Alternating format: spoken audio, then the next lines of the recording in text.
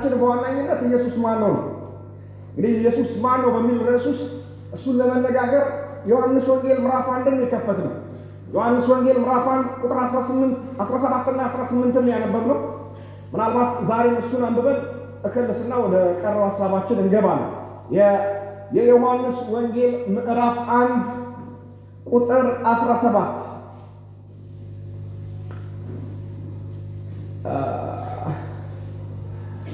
እንደው ለጌታ ለቃሉ ክብር እንቁም።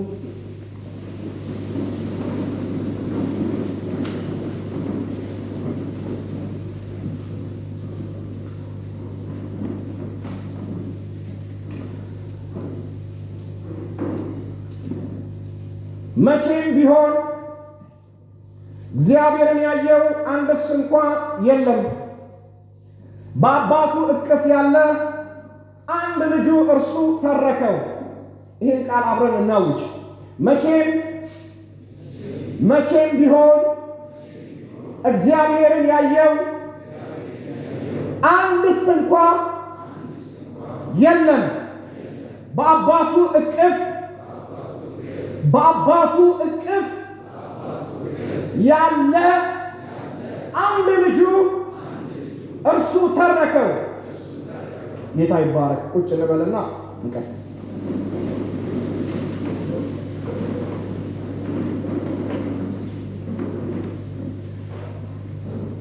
እንግዲህ ኢየሱስ ክርስቶስ ስለ ኢየሱስ ምናልባት ኢየሱስ ማን ነው ብለንም ስንጀምር የዛሬ ሳምንት ካነሳናቸው ጉዳዮች መካከል ስለ ኢየሱስ በቤተ ክርስቲያን በመጣችበት ታሪኳ ውስጥ ራሱ በቤተ ክርስቲያን ታሪክ ውስጥ ራሱ በጣም ብዙ ፈተናዎችን አልፎ የመጣ ርዕስ ኢየሱስ ማን ነው፣ ወይንም ደግሞ በኢየሱስ ማንነት ዙሪያ ነው በጣም ብዙ ፈተና ቤተ ክርስቲያን በታሪኳ ያስተናገደችው። ገና ክርስቶስ ኢየሱስ ካረገበት ዘመን ጀምሮ በጣም ብዙ ፈተና አሳልፋለች። ምናልባት የዛሬ 15 ካየናቸው ኢሹዎች ውስጥ አንዱ ይሄ ነው። እንግዲህ የመጀመሪያዋ ቸርች የመጀመሪያዋ ቤተ ክርስቲያን ብለን የኢየሩሳሌሟን ቤተ ክርስቲያን አንስተናል።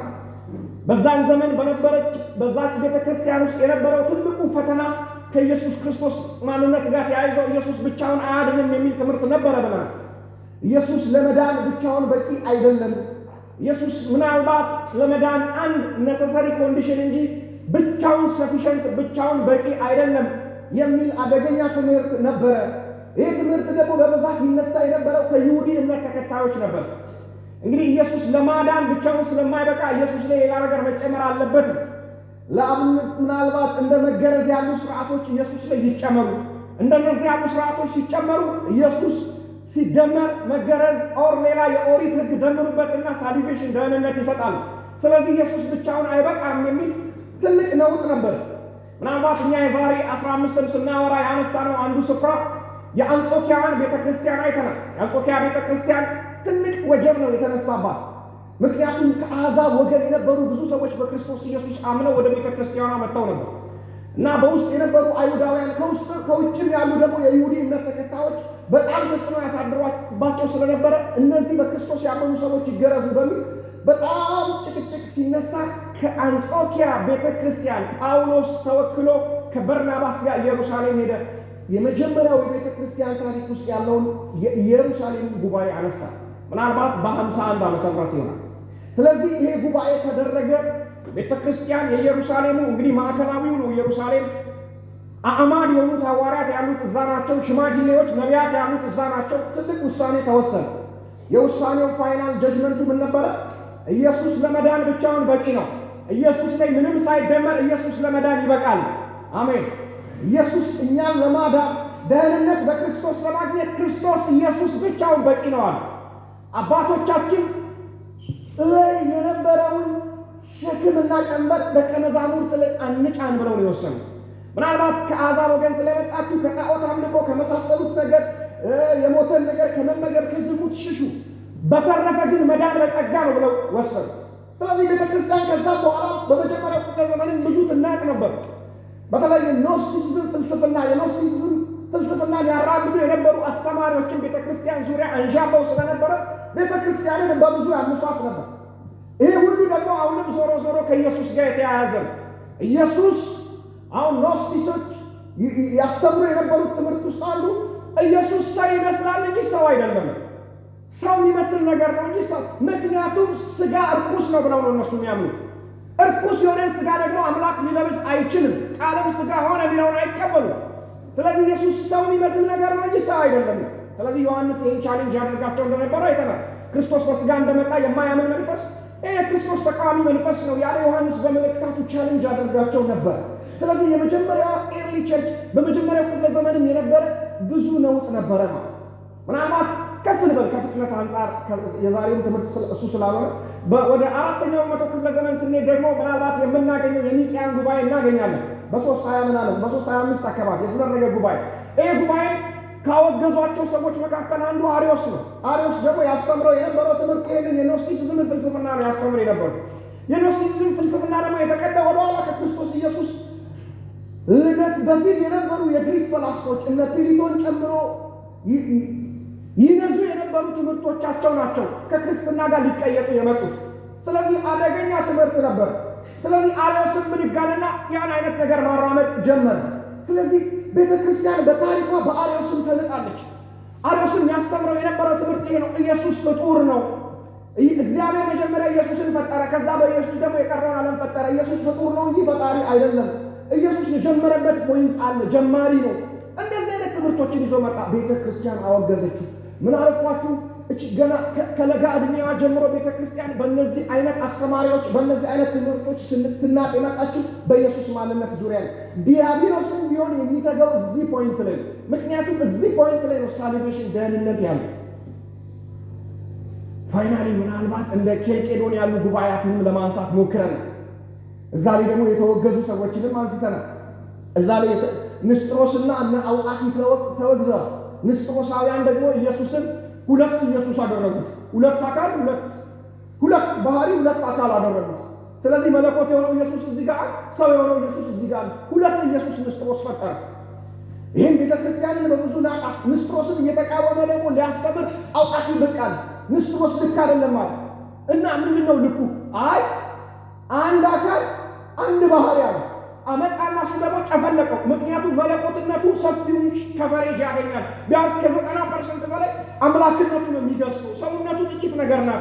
አምላክነቱ ሰውነቱን ውጦታል። ስለዚህ ሰውነቱ የተዋጠ ነገር ነው። ስለዚህ ደባለቀው። ፍጹም ሰው ፍጹም አምላክ ብለን መናምነው ጉዳይ ቀረሱ ነው። ይህንንም ቤተ ክርስቲያን ደግሞ በኬልቄዶን ጉባኤዋ አወገዝ። ታሪክን በደንብ እየመረመራችሁ ብትመጡ አብዛኛው የታሪክ ገጾች ውስጥ ከኢየሱስ ማንነት ጋር ኢየሱስ ማን ነው ከሚሉ ጥያቄዎች ጋር ተያይዞ ቤተ ክርስቲያን በብዙ ፈተና መታለች። ስለዚህ ይህንን የዘንድሮው ምናልባት ከረንትል ያለን ይህኛው ትውልድ እችኛዋ ቤተ ክርስቲያን ጠንከራ መያዝ ካለባቸው ርዕሶች መካከል አንዱ ኢየሱስን ነው። በቃ ጮክ ብላችሁ ውስጥ አሜን ነው። ስለዚህ ይህንን ነው የዛሬ 15 ያየ ነው። ምናልባት 5-10 ደቂቃ ክለሰ ይለቀቃል። ከዛ ወደ ጥቅሱ ገባ። ስለዚህ ኢየሱስ ማን ነው? እሺ ኢየሱስ ማን ነው ብለን ጀመርን። ዮሐንስ ወንጌል ምዕራፍ 1 ቁጥር 18 አጠናን። ስንከፍተው እግዚአብሔርን ያየው ማንም የለም ይጠቅሳል። ቀጥሎ ምን እንማረው ለመማር ይህን ማወቅ አለበት። እግዚአብሔርን ያየው አንድስ እንኳን የለም ማለት ምን ማለት ነው? እግዚአብሔር ለማንም አልታየም ብለን ጠየቅን። እግዚአብሔር ለማንም አልታየም። እስቲ ወደ ኋላ እንሂድ፣ ከዘፍጥረት እንጀምር፣ ከኋላ እንሂድ አለ። እግዚአብሔርን ያየው ማንም የለም ማለት ምን ማለት ነው? እንደ ግለሰብ ያዩት የሉም እንዴ? እንደ ሕዝብ ያዩት የሉም እንዴ ብለን ጠየቅን። እንደ ግለሰብ እነ ሙሴን አነሳ። ጥሩ ኤቪደንስ ይሆናል። ሙሴ ማለት ብሉይ ኪዳን ላይ አይከን ከሆኑ ሰዎች መካከል አንዱ ነው። እዚህ ዮሐንስ ወንጌል ምዕራፍ 1 ላይ ስሙ ይነሳል። ሕግ በሙሴ በኩል ይላል፣ ጸጋና እውነት በክርስቶስ ይላል። አይከን ሆኖ ብሉይ ኪዳንን መወከል የሚችል ሰው ይሄ ሰው ኢየሱስ እግዚአብሔርን ልይ ብሎ የጠየቀ ሰው። ዘጸአት ምዕራፍ 19ን ከፈትን። ሙሴን የእስራኤል ሕዝብንም አመጣን ወከልናቸው። እግዚአብሔርን ብቅ አለ። ዘጸአት 19 ላይ እኔ ከ3 ቀን በኋላ ወደ መንደራችሁ ስለምመጣ ተራራው ላይ ስለምወርድ ተዘጋጁ ተቀደሱ ብሎ እግዚአብሔር ብቅ አለ። ሕዝቡ ታጠበ። ምን አለ? ተራራው ላይ ብቅ አለ። ሕዝቡ ተሰበሰበ። እግዚአብሔር ወረደ። እግዚአብሔር ሲወርድ ለሕዝቡ እግዚአብሔር አንድ ዲማርኬሽን አሰመረ። ማንም ሰው ከዚህ መስመር እንዳያልፋ፣ ካለፈ እገለዋለሁ።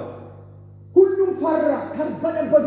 ሙሴ አንታናገር እኛን እንዳይናገር እንዴ እኛን እንዳያወራል። እኛን ካናገረን እግዚአብሔር እንቀባለን። ምን አይነት እግዚአብሔር ወርዶ እኮ እንዲያወራን እኛ ዘንድሮ እየጮህን ሙሴ ትሰማለህ? አያውራ እና አንተን ያውራ። አንተ አንዳንዴ 40 ቀን ሹልክ ብለህ ፊት ምናምን አብለኝቶ ስለመጣ አንተን ያውራ። እናንተስ እኛ ይቅርብን። ቢያወራ ካወራን እንሞታለን። አንተ ምን አይነት ክብር ተራራው ላይ ቢወርድ ነው? መብረቅ ነጎድጓድ ወረደ፣ ተራራው ሲና ኤሳይለ ቀለጠ ተራራው። በዚህ ሁሉ እግዚአብሔር ክብሩን ገለጠ። ከዛ እግዚአብሔርን የእስራኤል ሕዝብ አይቶታል ብለን ሰለብሬት ልናደርግ ስንል የአዲስ ኪዳን ጸሐፊዎች ብቅ ማለት ጀመሩ። ገላትያ ምዕራፍ 4 ላይ እነ ጳውሎስ ብቅ አሉ። አይ ሲና ተራራ ላይ እንደዛ የተርበደበቱት እግዚአብሔርን አይተው አይደለም እና መልአክ አይተው በመካከለኛ እጅ ከመላእክት ሕጉን ተቀበሉታል። መካከለኛ እጅ ሙሴ ከመላእክት ሕጉን የተቀበለው እሱ የመልአክ መገለጥ ነው። ዋው! እሺ ታዲያ ሙሴ አይሽ ሕዝቡ ይቀራልና ሙሴ እሺ አይቶታል አለ። ሙሴ አይቶታል ነው ለዘጸአት 19 ላይ ልንከራከር ስንል ድንገት መጽሐፋችንን አንድ ሁለት ገጽ ገልጠን ዘጸአት 34 ስንደርስ ሙሴ ጸሎት ላይ እኛ እኮ አይቶታል ብለን እኮ እንደመድን ሙሴ ግን ጸሎት ላይ ምን የሚጸሎት ጌታ ሆይ ክብርህን አሳየኝ መቼ ነው ማየው እያለ እንዴ ተራራ ላይ አላየኸውም? አላየሁትም። እግዚአብሔር ደጋሪ ዘጸአት 34 ላይ መጣ። ሙሴ ተው እኔን ካየ በሕይወት አትኖርም፣ ተው ትንሽ ብትኖር አይሻልም? ይቅር ካላየኸው በቃ እሺ መሠዊያ አዘጋጅ። እኔ በመሠዊያው ሳልፍ ታያለህ፣ የሆነ ነገር ታያለህ። ምንድን ጀርባ ታያለህ። አለፈ ጀርባው። ይሄ ሙሉ መገለጥ አይደለም። ስለዚህ ሙሴ ሳያይ ፋይሉ ተዘጋ፣ እስራኤል ሳያይ ፋይሉ ተዘጋ። እሺ ሌላው ይቅር መልአክ አላየውም እንዴ ብለን ደግሞ ከፈትን አንድ ፋይል። መላእክቶች እሺ አላዩትም ማለት አላዩትም። አንድስ እንኳ ካለ ሁሉንም ነው የሚጨምረው አለ። እነሱም አላዩትም። ታዲያ እግዚአብሔርን ያየው ማለት ነው። እነሱ በክንፎቻቸው እንዲጋርደው ነው የሚያመልኩት፣ ፊቱ አያዩትም። ታዲያ እግዚአብሔርን ያየው ማለት ነው ማንም። አንደኛ ጢሞቴዎስ ምዕራፍ 6 ምን ይላል? እርሱ ብቻ የማይሞት ነው፣ ሊታይ በማይችል ብርሃናት ውስጥ ይኖራል። ማይ ጋድ ማንም ሊያየው አይችልም። አምናል ሊታይ በማይችል ብርሃናት ውስጥ ነው የሚኖረው። ታዲያ ማንም አላየው፣ መልአክ አላየው፣ ሙሴ አላየው፣ እስራኤል አላየው፣ ማንም አላየው። ስለዚህ ኢየሱስ ማን ነው ስንል እዚህ ክፍል ላይ ስንመጣ መቼም ቢሆን እግዚአብሔርን ያየው አንድስ እንኳን የለም ካለ በአባቱ እቅፍ ያለ አንድ ልጁ በአባቱ እቅፍ ያለ አንድ ልጁ እሱ ግን ዋው ተረከው። ይህ አንድ ልጁ እንዴት ነው? ምን ማለት ነው? በአባቱ እቅፍ ያለው ይሄ አንድ ልጁ ማን ነው? ክለሰው ትምህርት ይሆነ እያየው ነው። ሰዓት ያስኩላችኋለሁ። ክለሰው እሺ፣ አንድ አራት ደቂቃ አለ። ስሙ ማን ነው አለ። ቆላስይስ ምዕራፍ 1 ቁጥር 15 ከፈተ። እርሱ የማይታይ አምላክ ምንድን ነው? ምሳሌ ነው አለ። እሱ የእግዚአብሔር የማይታየው የአምላክ የአብ ምንድን ነው? ምሳሌ ነው፣ ሪፕሬዘንታቲቭ ነው አለ። ከዛ ሄደንና ዕብራውያን ምዕራፍ 1 እስከ ቁጥር 3 አነበበ። 1 2 3 ስናነብ እሱ የክብሩ ነጸብራቅ የባህሪው ምሳሌ ነው የሚል ነገር አገኘ። የክብሩ ነጸብራቅ ማለት ምን ማለት ነው? the radiant of his glory, the exact representative of God ማለት ኢየሱስ ነው። ኢየሱስ ኤግዛክት የእግዚአብሔር አብ ሪፕሬዘንታቲቭ ነው። ኢየሱስን ማየት ማለት ኤግዛክት አብን ማየት ነው። ኢየሱስ ደግሞ በዚህ ጉዳይ ከሐዋርያት መካከል አንዱ ጠይቆት ነበረ። አንሱት ስሙን ፊልጶስ ነው አብን አሳየን ብሎ ጠየቀ። ኢየሱስ የዛ ቀን እኔ ጠረጴዛው ላይ መጣ ይመስለኛል። 3 ዓመት ተኩል አብሮት ቆይቶ እንዲህ አይነት ጥያቄ ሲጠይቅ አብን አሳየን። ፊልጶስ ይህን ያህል ዘመን አብረኸኝ እየኖርክ አታውቀኝም? የዘንድሮ ክርስቲያን እንዲህ ነው የሚባለው። ባይ ይህን ያህል ዘመን አብራችሁኝ እየኖራችሁ አታውቁኝም? ኢየሱስን ማወቅ ይሆንልን ግድ የለም። አሜን በሉ። ይህን ያህል ዘመን አብረኸኝ እየኖርክ እየበላ እየጠጣ ታምር እያየ አብረኸኝ ውለህ አታውቀኝም? አዎ ፊልጶስ እኔን ማየት እኮ አብን ማየት ነው አለ ኢየሱስ። እኔን ያየ እኮ ኦልሬዲ አብን አይቷል አለ። ለምን? እኔ እኮ የአብ የክብሩ ነጸብራቅ ነኝ፣ የባህሪው ደግሞ ምሳሌ ነኝ አለ። የክብሩ ነጸብራቅ ማለት ምን ማለት ነው ብለን ፈታን። ከዛ ፀሐይን እንመለከታት አለ። ፀሐይን ማን ነው የሚያያት? አስቶች እናንተ እንግዲህ የሳይንስ ተማሪ ናችሁ፣ አትመኩም፣ ይገባል። ፀሐይን እናያታለን። እዚህ ነገ 7 ሰዓት ሞክሩት። በቃ ለእናንተ ጥዬ እንዲህ ወጣ በሉና እንዲህ እዩ ተባብለናል። ባለፈው ያየ ካለ ዛሬ እንዲህ ዝም ብለህ እያት ታያለች። እሷም አይኑን በቃ ዲፊኒሽን አያስፈልገው። አችንም አታያትም። ግን ቸርቹ ትልቅ ቁጭ ብላችሁ ሰባት ሰዓት አካባቢ ቀን ዛሬ ጻለን የሚባል ትላላችሁ። ብትሉት ፀሐይን አይታችሁ ግን አይደለም፣ ወደ ውጭ እንዲያይታችሁ አለ ፀሐይ ዳመና አይደለም ፀሐይ ነው። ለምን ራዲያንቷ ምድሩን ሞልቷል። ነጸብራቋን አይተህ ብቻ ፀሐይ አለችላል። ራዲያንቷን ነጸብራቋን ማየት ፀሐይን እንደማየት ነው። ኢየሱስ የአብ የክብሩ ራዲያንት ነው። the radiant of his glory ኢየሱስን አየህ ማለት ይሄ ሊታይ በማይችል ብርሃናት ውስጥ ቢኖር ነው አብን አየህ ኦልሬዲ አለ ትላለህ። ኧረ ስሙ ይቀደስ። ስለዚህ እሱ የክብሩ ነጸብራቅ የባህሪ ምሳሌ ነው አለ። ስለዚህ አብ በልጁ በክርስቶስ በኩል ታያለ። ስለዚህ ቅድም ደግሞ አራት ሊያዩ ፈልገው የጠየቁ አካላት ደግሞ ጥያቄያቸው ተመለሰላቸዋል። የመጀመሪያው ማን ነው? ሙሴ ነው። ሊያይ ፈልጎ ጸልዮ ነበር። ስለዚህ ይሄ ጸሎት መመለስ አለበት። እግዚአብሔር 1500 ዓመት ቆጥሮ ሉቃስ ወንጌል ምዕራፍ 9 ላይ ደብረ ታቦር የሚባል ተራራ ላይ ሙሴ አወረደ። ሙሴ ወረደ፣ ኤልያስ በዚህ ወረደ። መሀል ላይ ኢየሱስ ቆመ። ሲያዩት አንተ አይገርም? ሙሴ አየው፣ ወርዶ ከሰማይ አየው። ለምን መሰለህ? ከ1500 ዓመት በፊት ልይ ብሏል አየው። ስለዚህ ጥያቄው ተመለሰለት። አብን አየ። መላእክት ለዘመናት አላዩት። እንዴት አዩት ብለን መለስን። ደግሞ እነሱ እንዴ ገብርኤል ጋር ማርያም ጋር ገብርኤል ሲመጣ ብቻውን ነው የመጣው። አብሮት የሚያካሂድ እንኳን አልነበረም። ብቻውን ነው የመጣው። እየበረረ ብቻውን መጣ። መልእክት አድርሶ አንዴ ኤልሳቤጥ ሰፈርም ከ6 ወር በፊት መጣ።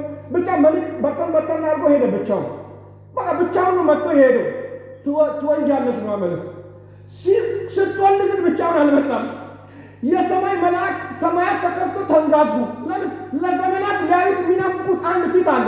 ያን ፊት ቤተልሔም ላይ ሊያዩት ነው። ያ ፊት ቤተልሔም ላይ ሊገለጥ ነው። መላእክት በጠቅላላ ሰማያት ተከፍቶ ወረዱ ይላል። ሁሉም ቤተልሔም ላይ አዘቅዝቀው አዩ።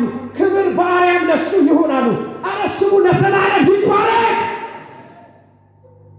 ታየ።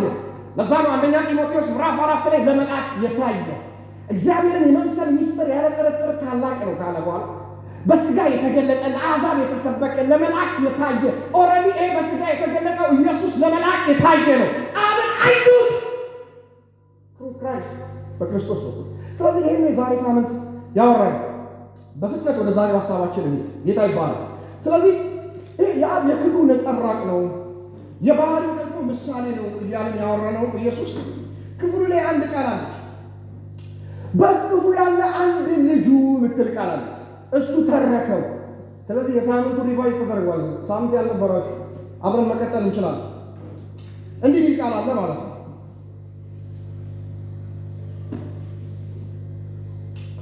መቼም ቢሆን እግዚአብሔርን ያየው አንድስ እንኳ የለ ካለ በኋላ በአባቱ እቅፍ ያለ እየሰማችሁ ከኔ ጋር ናችሁ? በአባቱ እቅፍ ያለ አንድ ልጁ እርሱ ተረከው። ስለዚህ ይህ የማይታየው አምላክ የእሱ ልጁ ይልቃል። ይህ የተገለጠው ልጁ ነው ይላል። ልጁ ነው ማለት ምን ማለት ነው?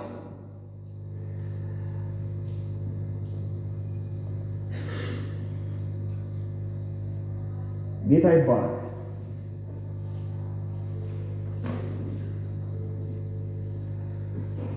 በጣም የጌታ ብርሃን ከቦኛል።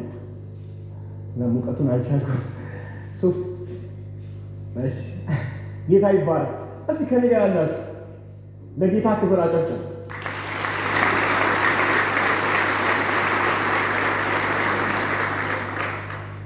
ፋይናል ጨርሰዋል። እንደፈለግ ስበት ነው የተባልኩት። ሰዓት አንድ ሰዓት ከሩብ ነው። ጌታ ይባላል። የዛሬውን ትምህርት እንጀምራለን። እሺ እናንተ ለእግሬ እንኳን ውሃ ሰጣችሁኝ ማለት እንደዚህ ስጠመቅ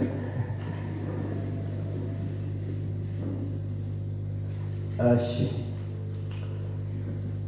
አንድ ልጁ እሱ ተረከው። ስለዚህ ክርስቶስ የእግዚአብሔር ልጅ ነው። እንግዲህ ልጅነቱን ስለ ልጅነት እንይ። ልጅነት ማለት ምን ማለት ነው? እንግዲህ ልጅነት ማለት በጣም ዲፕ ነገር ነው። አንድ ነገር አይደለም። እንግዲህ መጽሐፍ ቅዱሳችን እንግዲህ ብሉይ ኪዳን ላይ ከብሉይ ኪዳንም ከአዲስ ኪዳንም አንዳንድ ነገሮችን እያወዳደርን እንይ። እንግዲህ ብሉይ ኪዳን ላይ ልጅ የሚል በርካታ ስፍራ ላይ አለ። አዲስ ኪዳን ላይም ደግሞ ልጅ የሚለው ቃል በርካታ ስፍራ ላይ አለ። ስለዚህ ሁሉም ከብሉይ እስከ አዲስ ከዘፍጥረት እስከ ራእይ ያለው ልጅ የሚለው ቃል በጠቅላላ መቆጭ ብለቅ ብሎ አንድ ነገር አይደለም። እንደገባበት አውድና እንደገባበት ነው የምንፈታው እንጂ ሁሉንም መርጃ አድርገን አንድ ዲፊኒሽን አንሰጠው። እስቲ ብሉይ ኪዳን ላይ ልጅ ተብሎ የገቡ ቃላትን አንዳንዶችን ለማየት እንሞክር። ገና ከዘፍጥረት እንጀምር። ዘፍጥረት ላይ የምታገኙት አንድ ጉዳይ አዳም የእግዚአብሔር ልጅ ነው ይላል መጽሐፍ። ይህ ደግሞ የምታገኙት የሉቃስ ወንጌል 3:38 ላይ አዳም የእግዚአብሔር ልጅ ነው። አዳም የእግዚአብሔር ልጅ ነው። የዘራረጉን እያወራ ሉቃስ ጠይቁ ወይ ይሰጣችኋል። እኔ ጥቂት ነበር የጠየኩት። አያችሁ፣ እኔ ጥቂት ጠይቄ እነሱ አንድ ሙሉ ቪቫ መጡ። ጌታ ደግሞ እንዴት አብዝቶ ይሰጠናል። እሺ ብሉይ ኪዳን ላይ እንግዲህ አዳም የእግዚአብሔር ልጅ ተብሎ ተጠርቷል። ሉቃስ 3:38 ላይ የዘራረግ ሲጻፍ አዳም የእግዚአብሔር ልጅ። እንግዲህ ልጅ የሚለው ቃል አዳምን ገብቷል። አዳም የእግዚአብሔር ልጅ ነው። እንግዲህ አዳም የእግዚአብሔር ልጅ ነው ከተባለ ምን ማለት ነው ማለት ያለበት ቀጥሎ። ምክንያቱም ከዛ ቀጥሎ ሌላ ልጅ የሚባሉ ሌላ አካላት አሉ። አዳም የእግዚአብሔር ልጅ ነው ማለት ሉቃስ ሲጽፍልን የዘራረጉን አሁን ለምሳሌ ማቴዎስ የኢየሱስን የዘራረግ የጻፈው እስከ አብርሃም ድረስ እንትናን ወለደ የሚለውን አብርሃም ድረስ ደርሶ ጻፈና አብርሃም ላይ አበቃ። ማቴዎስ አይሁዳዊ ነው። ኢየሱስ ለአይሁዳውያን፣ ምክንያቱም መጽሐፉንም የጻፈው ለአይሁዳውያን ነው። ተደራሲያኑ አይሁድ ናቸው። ስለዚህ ኢየሱስ የአይሁድ ዘር መሆኑን ለማሳየት ነው የፈለገው። ስለዚህ ከአይሁድ ዘር ውስጥ የሚወጣው ደግሞ አይሁድ የሚጠብቀው መሲህ አለ። አይሁዳውያንን ሳምራውያንን መሲህ ይጠብቃል። ትዝ ይላችኋል። ያቺ ሳምራዊ መሲሁ ሲመጣ ይነግረናል። ስለዚህ ሳምራውያንም አይሁዳውያንም መሲህ ይጠብቃል። ስለዚህ የምትጠብቁት መሲህ ኢየሱስ ነው። በቃ ማቴዎስ ያ ኢየሱስ ደግሞ ከአይሁድ ዘር የተወለደ ነው። የአይሁድ ዘር መሆኑን ለማሳየት እስከ አብርሃም መሄድ በቂ ነው ለሱ። ሉቃስ ግን ገሰገሰ አብርሃምንም ጥሎ። ለምን? ሉቃስ አሕዛብ ነው ራሱ። አብርሃም ጋር ከቆመ ሚኒንግ ላይሰጠው ይችላል። ገሰገሰና አዳም ጋር ደረሰ።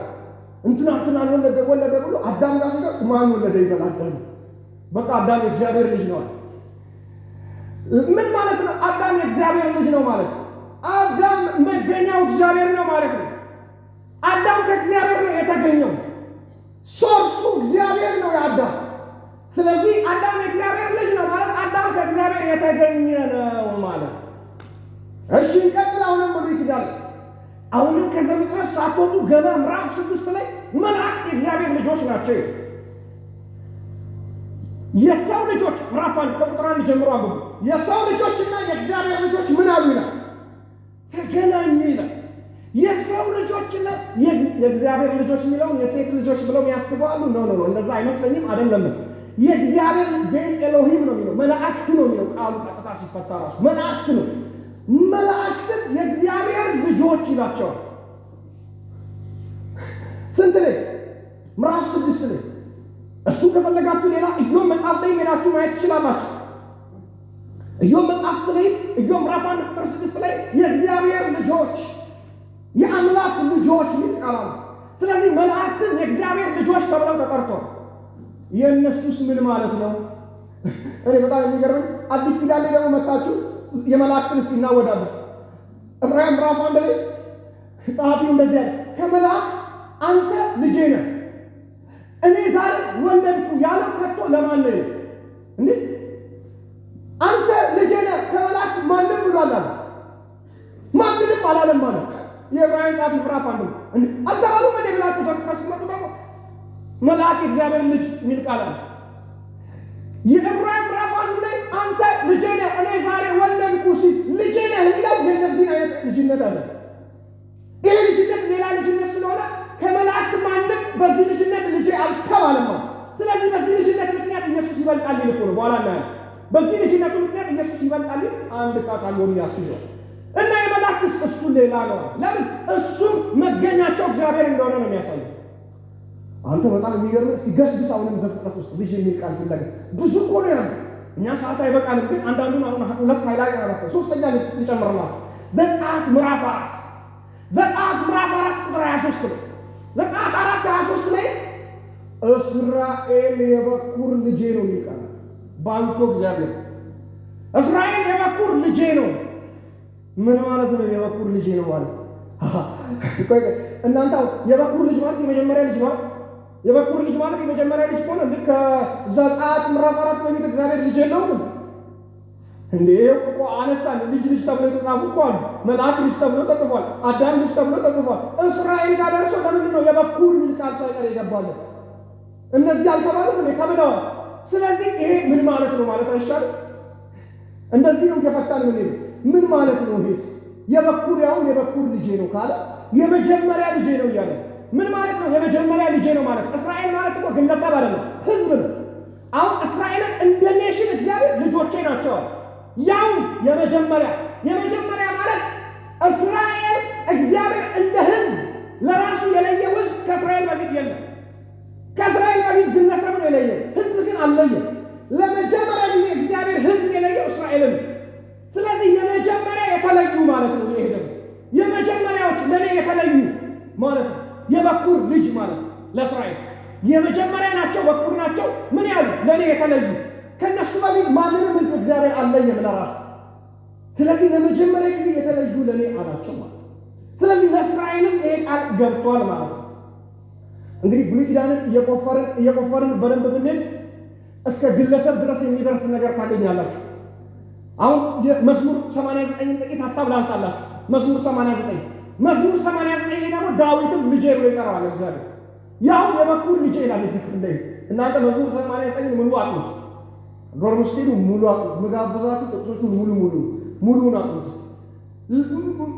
የበኩር ልጄ ነው ይላል ዳዊት። ዳዊት ስለ ዳዊት እግዚአብሔር ሲናገር እዚህ ክፍል ላይ ለዳዊት እግዚአብሔር አንድ ፕሮሚስ ገባለት፣ አንድ ቃል ገባለት። ምን የሚል ቃል? የዳዊትን ንግስና እግዚአብሔር ላያጠፋ ማለት ከዳዊት ቤት መብራቱን ላጠፋበት የዳዊት ዙፋን ለዘላለም ሊቀጥል እግዚአብሔር ለዳዊት ማለለት። ስለዚህ የዳዊት ዙፋን ለዘላለም ልትቀጥል የመጀመሪያው ንጉሥ ሆኖ በእስራኤል የተገለጠው ንጉሥ ዳዊት ነው። ከዳዊት በፊት እኮ ንጉሥ አለ። ማን አለ? ሳኦል ግን በእግዚአብሔር የተመረጠ አይደለም፣ በሰው የተመረጠ ነው። ሳኦል ማለት ስሙ ራሱ የተለመነ ማለት ነው። ማን የለመነው? ህዝቡ ለምኖ አንግስልኝ ብሎ ሳሙኤልን ለምኖ ያነገሰው ንጉሥ፣ በሰው የተለመነ ንጉሥ፣ ፋይናሊ እግዚአብሔር የናቀው ንጉሥ። ለዚህ ናቸውን ሳሙኤልን ልብሱን ሲጎትት ሲቀደድ 14 መንግስት ከአንተ እንዲህ ተቀዳለች።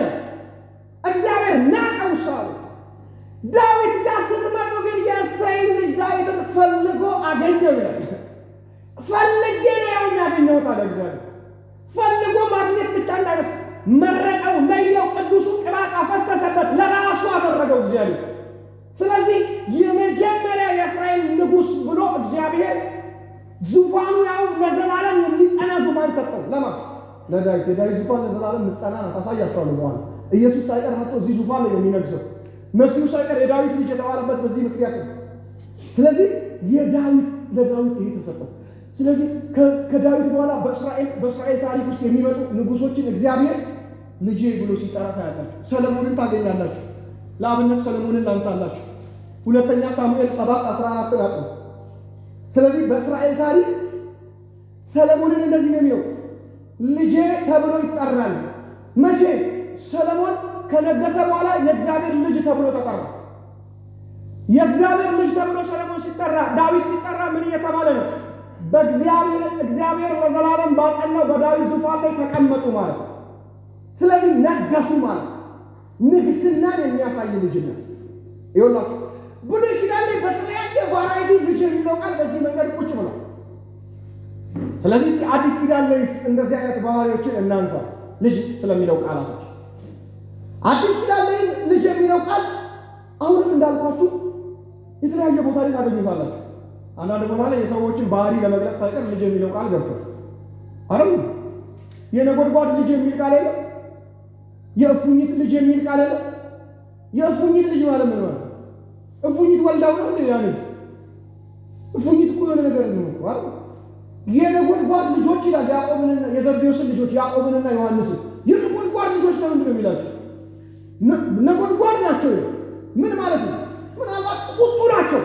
እዚህ ላችኋል ጌታ ኢየሱስ በሳምራውያን መንደር ሊያልፍ ሲል በዛች መንደር ሊያልፍ ሲከለክሉት ምን እንዴ ይሄን ቅባት ለመቼ ነው ምናምን ኢየሱስ ጋር እንዴ ይሄን የሚያክል ቅባት ተሸክመ በቃ ዛሬ እንደ ኤልያስ እንባል ይመጣል።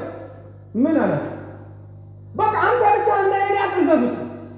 አንተ ላይ ብዙ ምልክት አይተና አንተ ትብሳለህ ከኤልያስ እዛዛ እዚህ ላይ ኤልያስ አለ ምኑ ብሎ ይላል። ኤልያስ እነዛን ሲረዱ ከሰማይ እሳት ወርዶ እንደበላ ሳምራውያንንም አንተ ብቻ እሳት ይመድበል እንጂ ይበላቸዋል እሳት እዛዛ። አንተ ሳምራውያን ሊያጠፉ ማለት በእሳት ሊያጠፉ ኢየሱስ እንዲህ አያቸውና ምን ያህል ቁጡ እንደሆነ አይራሩ። ዮሐንስ እኮ እኔ ግን እግዚአብሔር በጣም እግዚአብሔር ታክቲካል መሆኑን የምታውቁት ከሐዋርያት ሥራ ላይ በእሳት ያጥፉ ያለውን ዮሐንስን ማለት ነው። ኢየሱስ ከሐዋርያት መካከል ቀስ አድርጎ መረቀውና ለመንፈስ ቅዱስ ለሳምራውያን እንዲጸልይ የሐዋርያት ሥራ ላይ ላከው። ይጥፉ ያለው ሰውዬ በእሳት ይጥፉ ያለው ሰውዬ ለእሳት ሄዶ ጸለየላቸው። ብራዘር እሳቱ ግን ይለያያል። ያኔ ይጥፉ ነው፣ አሁን ግን የሚያበዛ እሳት ነው። ሄዶ ሲጭንባቸው መንፈስ ቅዱስን ተቀበሉ። ባህሪያቸው ነጎድጓዳማ ነው፣ በቃ ኃይለኛ ነገር ናቸው ሆነ ባህሪያቸውን ለመግለጽ።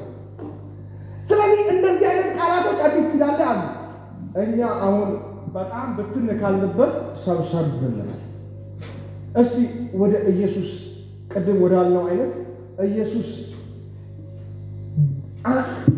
በልጁ ተናገረ። አንድ ልጁ እሱ ተረከ። አንድ ልጁ ሌላ ስፍራ ላይ ስትል ደግሞ አንድያ ልጁን እስኪሰጥን ድረስ ዓለሙን እንዲሁ ወዷል። ኢየሱስ ልጅ ነው። ክርስቶስ የእግዚአብሔር ልጅ ነው ብለው መስክረውለታል። ክርስቶስ የእግዚአብሔር ኢየሱስ ልጅ ነው ማለት ምን ማለት ነው? ኢየሱስ ልጅ ነው፣ አብ ደግሞ አባት ነው ማለት ምን ማለት ነው? ለእኛ በጣም ቻሌንጅ የሚያደርገን አባትና ልጅ እኛ ልጅ አባት ስላለ አሁን በእኛ ኮንቴክስት ነው። እኛ አሁን አባት አለ፣ እኔ አሁን አባት አለ። አባቴ ተሰማ ይባላል። አባቴ ተሰማ እኔ አሁን ዛሬ ለምሳሌ አባቴ ተሰማ ሳይኖር እኔ ነበርኩ ብል ዶር ሜዳችሁ ምን እንደምትሉ አውቃለሁ። የዛሬው ሰባኪ ሞላ ነው የምትሉት አውቃለሁ። ሪያሊቲ ምንድን ነው?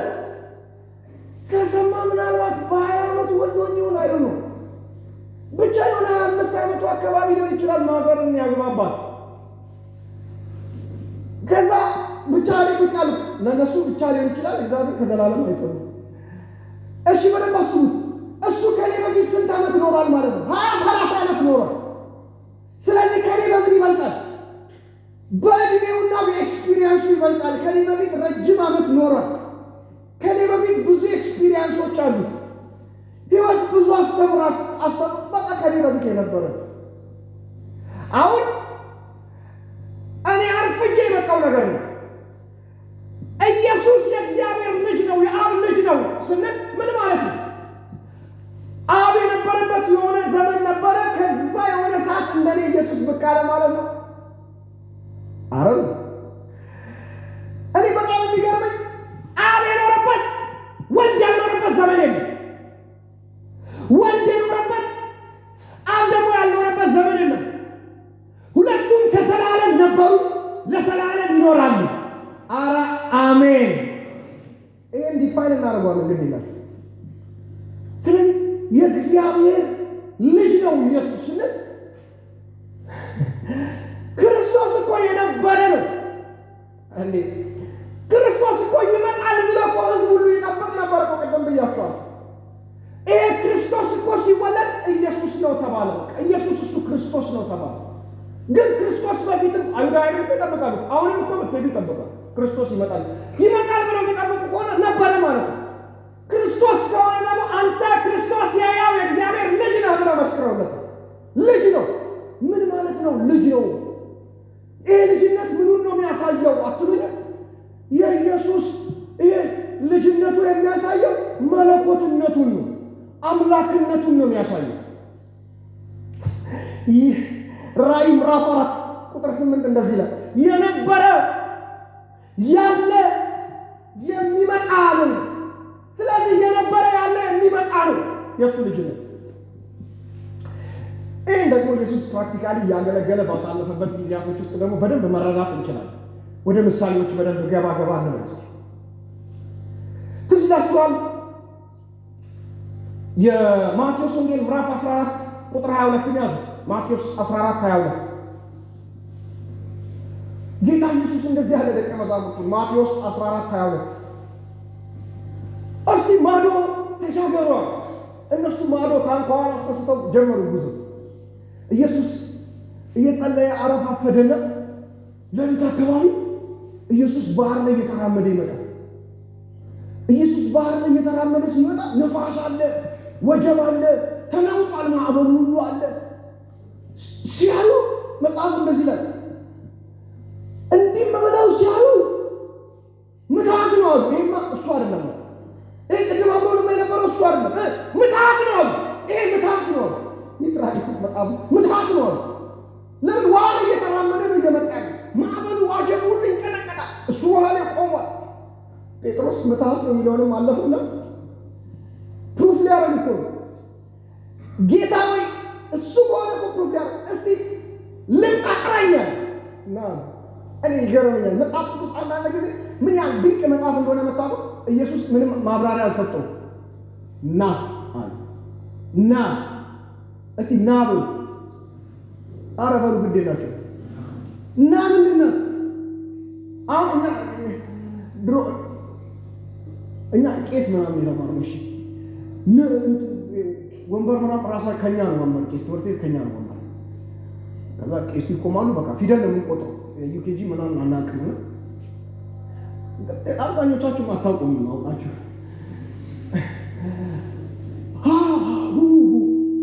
ወርደን መሀል አካባቢ ይመስለኛል ኑ ና ስንል ምንም አልተፈጠረም። ያኔ ክላስ ውስጥ ይገርም ን ብለን ነው አለ። መጽሐፍ ቅዱስ ውስጥ ስትመጣ ግን እቺ ፊደል ብቻ አይደለችም። እዚህ የእግዚአብሔር ቃል ውስጥ ፊደላት፣ ስፒች፣ ንግግሮች አይደለም የተጠራቀሙት። ኢየሱስ ና ሲለው ሰውዬ ውሃ ላይ ቆመ። ብራዘር ና ፊደል አይደለችም፣ ውሃ ላይ የምታቆም ናት። ለዛ እኮ ነው ኢየሱስ ሲያስተምር እኔ የምናገረው ቃል አለ ሕይወት ነው አለ፣ መንፈስ ነው አለ፣ ባህሩን መንገድ ያደርግልሃል። ኧረ ኢየሱስ ያድናል። ጴጥሮስ ብድግ ብሎ ውሃው ላይ መጀመሪያ ቆሟል። ቆመ። እነ ዮሐንስ ኧረ ጴጥሮስ ቆመ። መቆም ብቻ መሰለህ መራመድ ጀመረ። ተራምዷል እኮ የሆነ ያህል ሲራመድ ስሜቱን ከጌታ ቀጥሎ የሚያውቀው ጴጥሮስ ብቻ ነው። ውሃ ላይ መራመድ በጣም ተመችቶታል። ኢየሱስ ላይ ነበረ ፎከሱ። ሲወርድ የሆነ ሰዓት ላይ እንድች ሲል ማዕበሉ እንዲህ ይመጣል። በዚህ ማዕበል አለ ፎከሱን ኢየሱስ ላይ ለሀፍታ እኮ ነው ያነሳው። እንድች ባለበት ፈራ ይላል። ፎከሳችሁን ከኢየሱስ ላይ እንዳታነሱ። ለሀፍታ ሲያነሳ ፈራ ይላል። ፍርሃቱን ይዞ እንደመጣጣቃል መስጠም ጀመረ። ቅድም እየተራመደ የነበረው ሰውዬ እዚህ ጋር ደረሰበት፣ መስጠም ጀመረ። አይ ከኢየሱስ ለደቂቃዎች አይንህን እንዳታነሳ። መስጠም ሲጀምር ደግነቱ ጴጥሮስ አልዋኝም። ጴጥሮስ እኮ አሳ አጥማጅ ነው። የዮሐንስ ወንጌል ሄዳችሁ አጥሙ። ዮሐንስ እኮ ጌታ እኮ ነው ሲለው ዘሎ ገባ ይላል። እየዋኘ ዳር ወጣ። እነሱ አሳ ይዘው ሲጎትቱ እሱ ዋኝቶ ወጣ። ዋና ይችላል፣ አሳ አጥማጅ ነው። የዛን ቀን ግን ለምንድን ነው ያልዋኘው? መስጠም ሲጀምር ዋና እየዋኘ ወደ ታንኳይቱ አለ ጌታ ሆይ ያለ ብራዘር። አሁን በራሱ ጥበብ አይደለም ሚድነው፣ በራሱ ጥበብ አይደለም ያመጣው፣ በራሱ ኤክስፒሪየንስ አይደለም አለ አጠገቡ የቆመ አለ። ጌታ ሆይ አድነኛል። አረ እግዚአብሔር ዛሬ ከራሳችን ጥበብ ከራሳችን ፋይት ወጥተን ጸጋው ላይ እንድንደገፍ ይርዳል። አድነኝ ሲል ኢየሱስ እጁን ዘረጋለት። እዛው ነው የዘረጋለት። አንተ እምነት የጎደለ ጅማሬ ቁጥሩ ነበረ። ወደ ታንኳ ይዞት ገባ ይላል። ሰማኛ የቀሩት 11ዱ እንደ ትርኢት በቃ ፕሮግራም እየተከታተሉ ገቡ።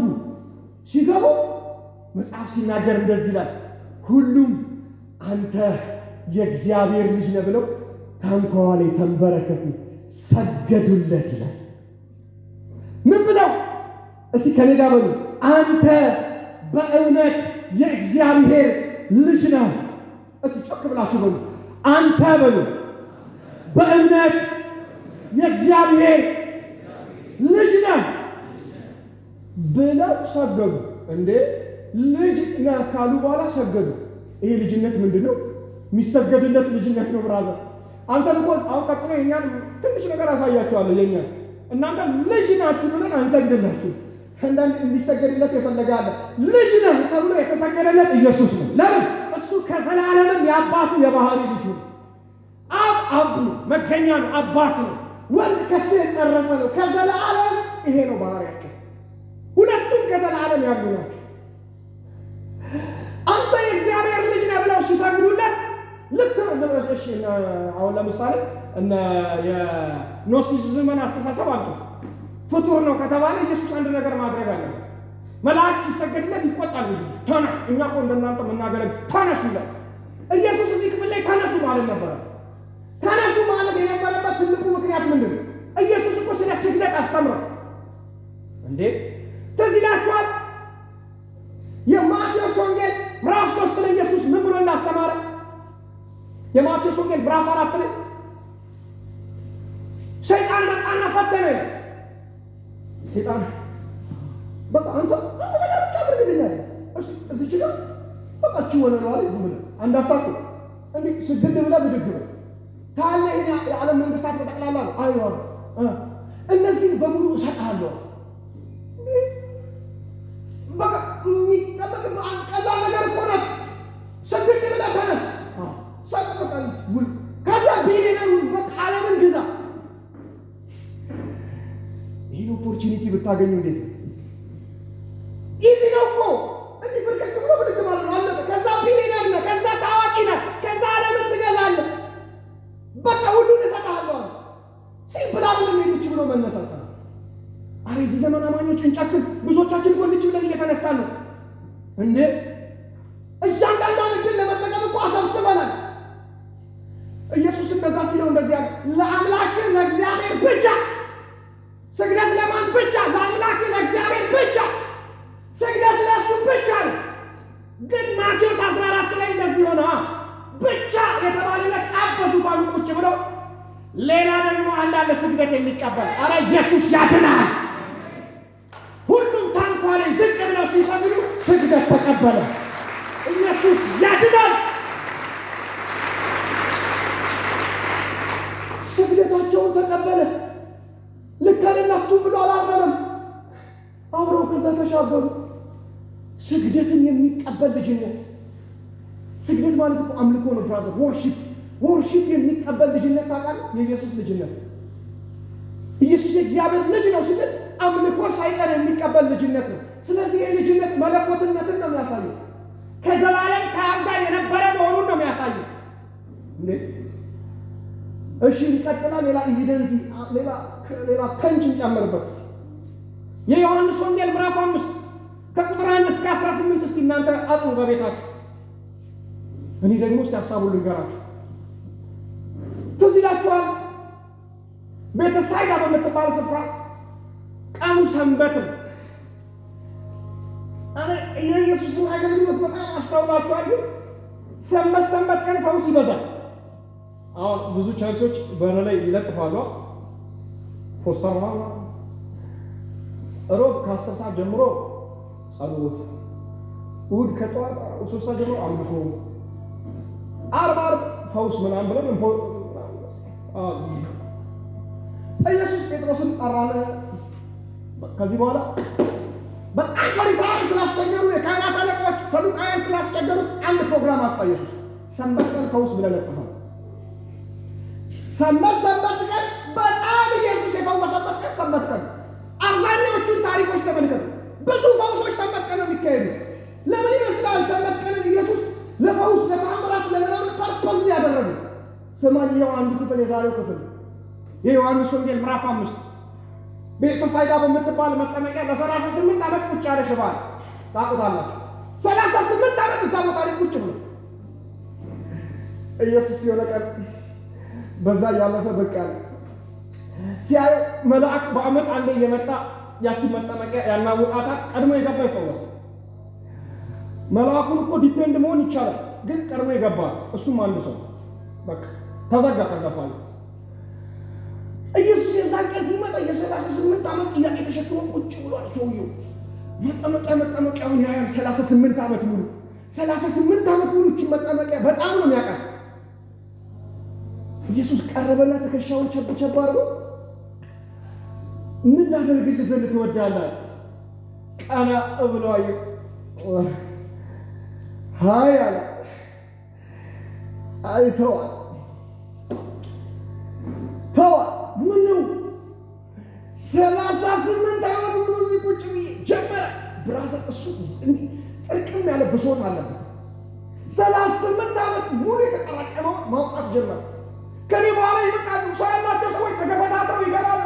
ሰው ያለው በቃ ምን አለፋ እኔ ምንም ሰው ስለሌለኝ ይወስ አነባ ኢየሱስ ዝም ብሎ ያው አነባ በቃ ብዙዎቻችን ምን ላደርግልህ ትፈልጋለህ ቢል ቀድመን እናነባለን። አነባ ሰው አንብቶ ሲጨርስ ኢየሱስ እንደዚህ አለ። ብራዘር ሰውየው እኮ ሰው ያጣው ቤተሳይዳ ነው። አሁን የመጣለት ሰው እኮ ቤተሳይዳ ላይ ሰው ሊሆንለት አይደለም፣ በእግዚአብሔር ቀኝ ሰው ሊሆንለት ነው የመጣው። አንተ ሰው የለም ይሆናል። እንዲህ አይነት ስብከቶች ከግቢ ስትወጡ ትንሽ ታጠቁታላችሁ። በጣም ከግቢ ከወጣን በኋላ በጣም እየተደዋወልን ከተባባልነው ኢሹዎች ውስጥ ማንረሰው እንትን ቢሮ ባክም ሰው የለም እንትና እኮ እንትን ቢሮ ገባ እንትን ብሎ እሱ እኮ ሰው አለው ባክ። አረ ብራዘር እኔ እንደዚህ ልመርቃችሁ፣ ኢየሱስ ሰው ሆኖ ይታይላችሁ። አንተ ጮክ ብለህ አሜን በል። በገባበት በወጣበት ሁሉ አንድ ሰው አለ፣ እሱም ሰው የሆነው ተብሎ ተጽፏል። ኢየሱስ ይባላል። እሱ ይታይላችሁ። ብሶቱን ሲጨርስ ኢየሱስ እንደዚህ አለ።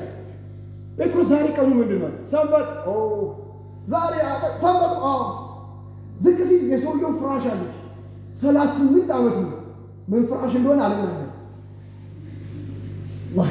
ማስታወቂያ እንዳንሰራ። ሲያይቀሩ ሰንበቱ በሰንበት ብራዘር ምንም ነገር መሸከም አይቻልም።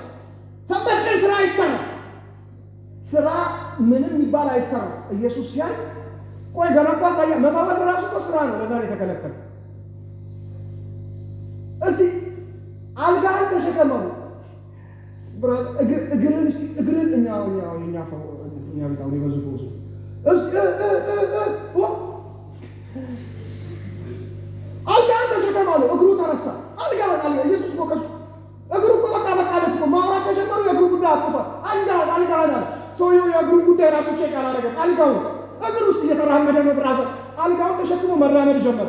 ፈሪሳውያን ዛሬ ሰንበት ነው ይሄን አልጋ አስቀምጠን 38 ዓመት ሙሉ ብራዘር ብሶት አለ። አልጋ አይደለም እቤት ይሸከማል። ተሸክሙ አቁም። መጽሐፍ ቅዱስ ሲናገር ማን እንደፈወሰው ራሱ አያውቅም። ማን እንደፈወሰው ራሱ ዞር ብሎ አላየም። ጠፋ ሰውየው። እኔ እኮ የሰውየው መጥፋቱ እንዳይገርማችሁ። እኔ ግን ጌታ ኢየሱስ አይገርማችሁ? ወደ ዋናውን ሐሳብ ከመንካቴ በፊት አንድ ነገር ልጨምርላችሁ። ፈሪሳውያን ብዙ ጊዜ ከልክለውታል።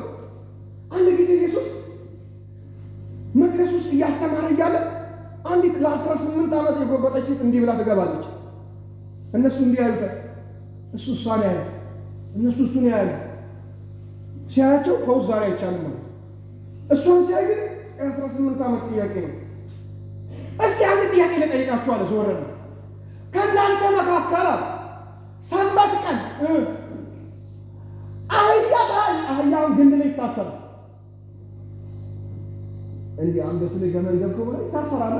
ከእናንተ መካከል በሰንበት ቀን አህያውን ቋጠሮውን ከእንጨት ላይ እንዲፈቶ ቋጠሮ ተፈቶለት ውሃ ሊጠጣ ይሄዳል አይደል? አህያ አዎ ይሄዳል። እንዲህ አህያ አይደል? እንዲያ ኦኬ። እናንተ አህያ ገመዱን እስራቱን ሰንበት ቀን ትፈታላችኋል? አዎ ኦኬ። አህያ ሰንበት ቀን እስራቱን ይፈታ ከሆነ እቺ አብርሃም ሰንበት ቀን እስራቷ ይፈታል አለ። አረ ኢየሱስ ያድናል። ብራዘር ፈታት። ለምን? ለአህያ ሲሆን ይፈታል። ለነሱ እኮ እንደዛ እኮ ነው። በቃ የነሱ ትምህርት ለአህያ ሲሆን ይፈታል። የአብርሃም ልጅ ስትሆን ግን አትፈታም። ይህ ጨለማ ልጅ ነው። ብራዘር ስማ፣ እዚህ ክፍል ላይ ኢየሱስ እንደዚህ ያለ ነገር ልክ ሲፈታው ክፍሉ እንደዚህ ይላል። ሰዎቹ ሰንበትን ስለሻረ ብቻ አይደለም አሉ፣ ነገር ግን ራሱን ከእግዚአብሔር ጋር አስተካክለው ኢየሱስ አንድ ንግግር ተናገረ። አባቴ ከጥንት ይሰራል፣ እኔም ልጁ እሰራለሁ። አባት ከመጀመሪያ ይሰራል፣ አንተ ልጁ ትሰራለህ። አዎ ኦኬ። አባት ከጥንት ይሰራል፣ እኔ ልጁ አለ ኢየሱስ እሰራለሁ። ስለዚህ እንደዚህ ያሉት ቁጥር 18 ተከተሉ። ሰንበትን ስለሻረ ብቻ አይደለም፣ ነገር ግን ደግሞ ራሱን ከእግዚአብሔር ጋር አስተካክሎ፣ እቺ ቃል ያዙ፣ ከማን ጋር? ከእግዚአብሔር ጋር አስተካክሎ፣ እኩል አድርጎ፣ አቻ አድርጎ፣ ፒር አድርጎ ምን አለ? እግዚአብሔር አባቴ ነው ስላለ አይሁድ ሊገሉት ይፈልጉ ነበር። አንተ እግዚአብሔር አባቴ ነው ካለ ኢየሱስ ከአብ ጋር አቻ ነው። ሰንበትን እኮ ስለሻረ ብቻ አይደለም፣ እግዚአብሔር አባቴ ነው ስላለ ጭምር እንገለዋለን። እንዴት እግዚአብሔር አባቴ ነው ይላል? አረ እኔ ልጠይቃችሁ፣ እነሱም እኮ እግዚአብሔር አባቴ ነው ይላል። እስራኤል የበኩር ልጄ ነው ብሎ ነው። የእስራኤል እኛ ታዲያ ከዝሙት ነው እንዴት ተወለድ ነው ብለውታል እኮ ኢየሱስን የሆነ ቀን እና ልጆች ነን ብለው ነው የሚያስቡ። እነሱ ልጆች ነው ብለው የሚያስቡ ከሆነ ሊታውታ ታዲያ እሱም አባቴ ቃል ይተው በቃ እነሱም አባት ይሉ ለምን አይተውትም? ለምን እሱ እያለ ያለው አንድ ሰንበት በሰንበት አባቴ ይሰራል፣ ሕያዌ ኤሎሂም በሰንበት ይሰራል። ልክ እንደሱ እኮ ነው እያለ ያለው። ትዝ ይላችኋል፣ ሊጨምርላችሁ ዮሐንስ ወንጌል ምዕራፍ 5 እናንተ እንደዚህ የሚል ቃል አለ። ዮሐንስ ወንጌል ምዕራፍ 5 ላይ አብ የሚያደርገውን ሁሉ ወልድ ያደርጋል አለ ኢየሱስ። አብ የሚያደርገውን ሁሉ ወልድ ያደርጋል። አብ በሰንበት ይሰራል፣ ወልድም ይሰራል። ስለዚህ አባቴ ብሎ ሲጠራ ራሱን አለ ከእግዚአብሔር ጋር እኩል አደረገ። እንገለዋለን። ኢየሱስ እግዚአብሔርን አባቴ ካለ ከእግዚአብሔር ጋር ምንድን ነው ማለት ነው? ጮክ ብላችሁ እኩል ነው በሉ እስቲ። ፒር ነው፣ አቻ ነው፣ እኩል ነው ማለት ነው። ዋው! ሰንበትን ስለሻረ ብቻ ራሱን ከእግዚአብሔር ጋር እኩል ስላደረገ። ፊልጵስዩስ እኮ ምዕራፍ 2 ቁጥር 6 እኮ ለዛ ነው እንደዚህ ነው። ከእግዚአብሔር ጋር መተካከልን እንደ መቀማት አልቆጠረም። የባሪያን መልክ ይዞ ሲወርድ አንቺና እኔ ለማዳን ሥጋ ሲለብስ፣ ይሄ ከዘላለም የነበረው ክርስቶስ ሥጋ ሲለብስ ሰው ሆኖ ተገልጦ ኢየሱስ ሲባል አንቺን ለማዳን ከአብ ጋር የነበረው አቻ የነበረውን ክብር ወይኔ ተቀማው አላለም። ለምን መሰለ? በሰማይ የሚቀማው የለም። ይሁን ከአብ ጋር የነበረውን አቻነት እንደ መቀማት አልቆጠረውም። ሰው ሰፈር ተገኘ ብራዘር ሲጽፍ የባሪያን መልክ ያዘ ይላል። የባሪያን መልክ ያዘ ማለት ጥቁር ሆነ ማለት አይደለም። ባሪያ ማለት ፈቃድ የሌለው ማለት ነው። ባሪያ ማለት የራሱ ፈቃድ የሌለው ማለት ነው። የጌታውን ፈቃድ የሚያደርግ ማለት ነው። ኢየሱስ ምድር ላይ ሲመላለስ ትዝ ይላችኋል። የራሱ ፈቃድ የለውም። የሚያደርገው የአባቱን ፈቃድ ነው። የአባቴን ፈቃድ ያደርግ መጥቶ ይላል። ለምን? ለአባቱ ምን አደረገ? ተገዛ፣ ሰሚት አደረገ። የባሪያን መልክ ያዘ። እንደ ባሪያ ፈቃዱን አሳልፎ ሰጠ። በዚህ ምክንያት ግን ተቀማው አላለም። ክብሩ የቱ ክብሩ? ከአብ ጋር ያለው ክብሩ። ምን አይነት ክብር? አቻ ክብር። መበላለጥ ከፍ ዝቅ የሌለበት አቻ የሆነ ክብር፣ እንደ መቀማት ሳይቆጥር እስከዚህ ጥግ ነው የተወደድነው። እንደ መቀማት ሳይቆጥር ብቅ። ስለዚህ ኢየሱስ ራሱን ሰንበትን ስለሻረ ብቻ ሳይሆን ራሱን ከእግዚአብሔር ጋር አስተካክሎ አባት ብሎ ስለጠራ፣ አባት ካለ ኢየሱስ ከአባቱ ጋር አቻ ነው። አባቴ ሲል ከአባቱ ጋር አቻነቱን ያሳያል። ሉቃስ ወንጌል ምዕራፍ 5 ቁጥር 21 ላይ በጣም የሚገርም የመጨረሻ ኤቪደንስ ነው እሱ። ከዛ ወደ ሌሎች ሀሳቦች እናልፋለን። ፈጠን እንበል። ኢየሱስ ክብር ይገባዋል። ለአብ ልጅ ክብር ይሁንለት። አትድከሟ። ለአብ ልጅ ክብር ይሁንለት። እስኪ ከኔ ጋር ያለ ለኢየሱስ ክብር ያጨብጭበለት።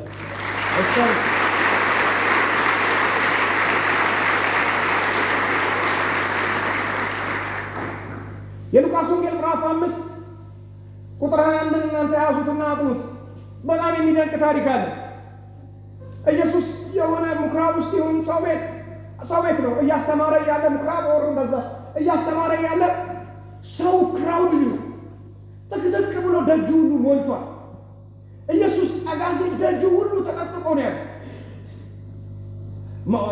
ኢየሱስ ውስጥ እያስተማረ ነው፣ ከውጭ ጥቅጥቅ ብሏል። እንደዚህ ሆነ።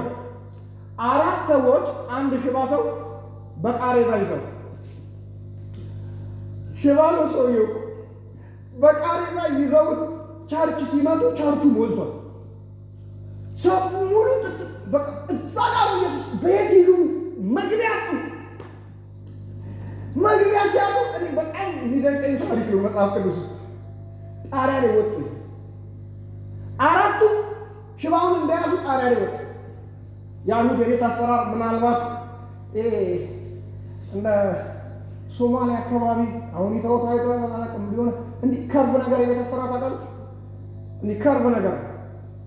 ስለዚህ ኢዝሊ ተራምደህበትም ልትወጣ ትችላለህ፣ የቤት አሰራራቸው ማለት ነው። ስለዚህ 4ቱም ሽባውን እንደተሸከሙ እየተራመዱ ቤቱ አናት ላይ ወጡ። የሰው ቤት እኮ የሰው ቤት ነው፣ ውስጥ ኢየሱስ አለ። የሰው ቤት ጣሪያ ላይ ወጡና ባለቤቱ ካልናቁ ይላል ያገሬ ሰው አጥሩን አይነቀንቁ ይላል።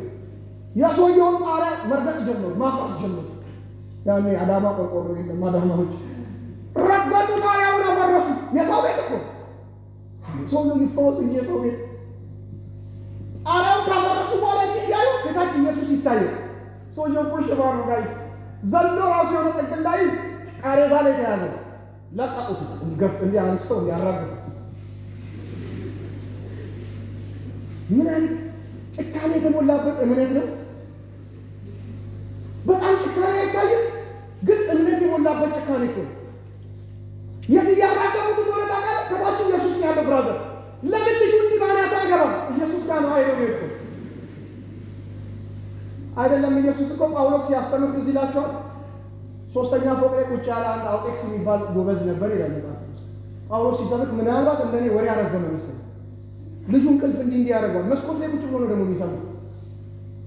እንዲህ ያደርገዋል። ጳውሎስ ሁሉ ይሰብካል። ጳውሎስን ነገር ባረዘመ ጊዜ ልጁ ወደቀ ከመስኮት ሞተ ይላል። እሱ ቀዘቀዘ፣ ሞተ ይላል። ጳውሎስ እግር ስር ነው መጥቶ የወደቀው።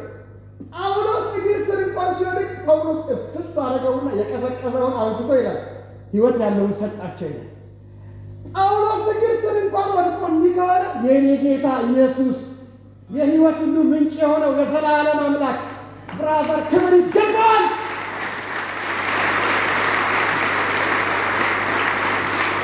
በዘመናችሁ አንድ ነገር ላይ ብልጡ ነው። አንድ ምክር ልንገራችሁ። በዘመናችሁ አንድ ነገር ላይ ብልጡ ነው። ምንም ነገራችሁን ማለት ነው አመጣችሁ ኢየሱስ እግር ስር ጣሉት። አጣጣሉ ያስፈራን ጣሉት። በዚህ ጊዜ ብትባል እግሩ ስር ጣለው፣ ቢገለህ ሕያው ይሆናል። ከዛ ልጁን ለቀቁት። ልጁ ከዛ ከጣሪያ መጥቶ ፈረጠ። ጉባኤው በጠቅላላ ግራ ገባው። ኢየሱስ እንዲህ ሲያ 4 ሰው ጭንቅላቱን እንዲህ አለ። በቃ ደርሷል ተባለ። አይገርም? ከዛ ኢየሱስ እንዲህ አየና በእምነታቸው ተገረመ። ጭካኔ የተሞላበት እምነት ታውቃለህ? ጭካኔ የሞላበት እምነት። እኔ አንዳንድ ጨካኝ አማኝ ደስ አይደል? ያቺ 12 ዓመት ደም የሚፈሳት ሴት ጨካኝ አማኝ እኮ ነው። ጨካኝ ለምን መሰለህ? ሰው ውስጥ መግባት ያስገድላል። ደም የሚፈሳት ሴት ሰው ውስጥ ተገኘች ትገደላለች። ምን ብላ ጨከነች ታውቃለህ? እዚህ ሞት ነው እዛም ሞት ነው። ጨከነች። ሰው ውስጥ ፔኔትሬት አድርጋ ገብታ ኢየሱስን አገኘች። ብራዘር ጨክን ወደ ኢየሱስ፣ ጨክን ወደ መሲሁ፣ ጨክነው ጣሉት። ኢየሱስ በጨካኞች ይገረማል ማለት ነው። ያ ሁሉ ሰው እያጋፋው እሱ ግን በጨካኛ ተገረመ። ማንም ይገፋኛል? ጴጥሮስ አረባ ካንተ ይሄ ሁሉ ሰው እያለ እላይ ላይ እንደዚህ እንወድቅ እያለን አንተ ስለ ግፊያ ስለ መነካታ ኖ እናንተ ዝም ብላችሁ ነው የምታጋፉ። ኖ አንድ ግን አለ ጨካኝ፣ አንድ ግን አለ ህዝብ ማለት ጨክኖ የገባ እግዚአብሔር ጨክኖ ሊገቡትን ያርጋችሁ። ስለዚህ ጨክነው ለቀቁት። ኢየሱስ ልጁ ሽባነቱ ሰዓት ወድቆ እየተንፈራፈረ ኢየሱስ እንዲህ አየና የእነሱንም እምነት አየና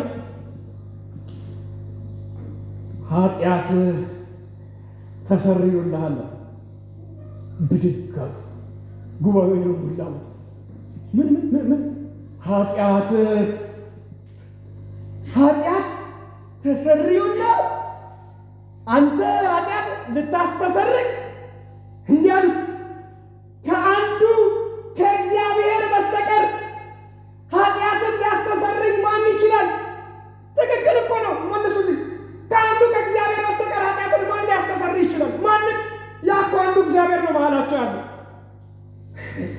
ብራዘር። የአንዱ እግዚአብሔር እኮ ነው ኢየሱስ ማለት ነው።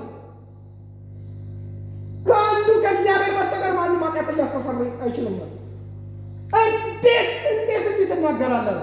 ስለዚህ ኢየሱስ ምንድን ነው እያልኳችሁ ነው ታውቃላችሁ? አብ የሚያደርገውን ሁሉ ወልድ ያደርጋል። ኢየሱስ ዮሐንስ ወንጌል ምዕራፍ 5 ላይ እንደዚህ ያለ፣ አብ የሚያደርገውን ሁሉ ወልድ ያደርጋል። አብ ኃጢአትን ይቅር ይላል፣ ወልድም ኃጢአትን ይቅር ይላል።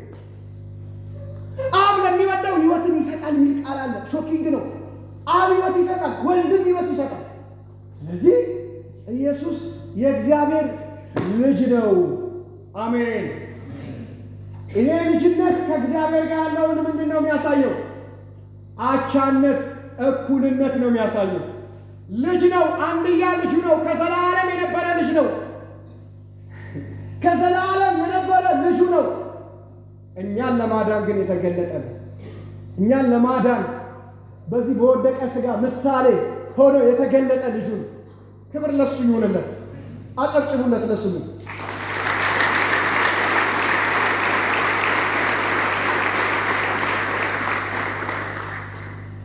ምናልባት እዚህ ውስጥ ፓራላሊ አንድ ሀሳብ በጥቂቱ ነክቼ ልለፍ። የእኛስ የልጅነቱ ጉዳይ የሚሉ አንዳንድ ስለሚኖሩ ሰፊ ነው፣ ግን አልገባም። ጫፍ ጫፉን ነክቼ ልለፍ። እኛ የእግዚአብሔር ልጆች ተብለናል። የእግዚአብሔር ልጆች ተብለን ልንጠራ አብ እንዴት ያለውን ፍቅር እንደሰጠን እዩ፣ እነዚያው ነን ተብሎ ተጽፏል። ስለዚህ ፍቅር ሰጥቶናል። ከሰጠን ፍቅር የተነሳ ልጆቹም ተብለን፣ አሜን። እኛ አሁን የእግዚአብሔር ልጆች ነው። እግዚአብሔር ይባረክ። እኛ ግን ቀድሞ የማን ልጆች ነው? አሁን የእግዚአብሔር ልጆች ነው። ቀድሞ ግን የማን ልጆች ነው? አሁን ስለኛ ልጅነት ስታስቡ አንድ ነገር አትርሱ። በቃ እናንተ ቀድሞ የእግዚአብሔር ልጆች አልነበራችሁ። ይህ ቁርጣችሁን ዛሬ ስሙ፣ ደግሞም ታውቁታላችሁ። ቀድሞ የእግዚአብሔር ልጆች አልነበራችሁ እና የማን ልጆች ናቸው? እናንተ ቀድሞ ከፍጥረታችሁ ኤፌሶን ምዕራፍ 2 ከፍጥረታችሁ የቁጣ ልጆች ነበራችሁ።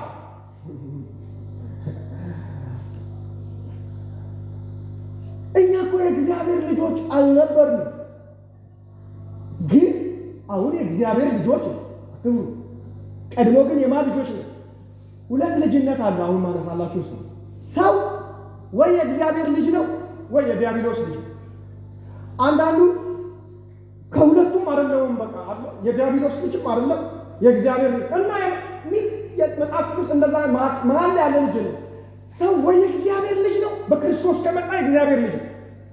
ዊዛውት ክራይስት ከሆነ ደግሞ የዲያብሎስ ልጅ ነው። እዚህ ጥቂት ነገር ላንሳላችሁ።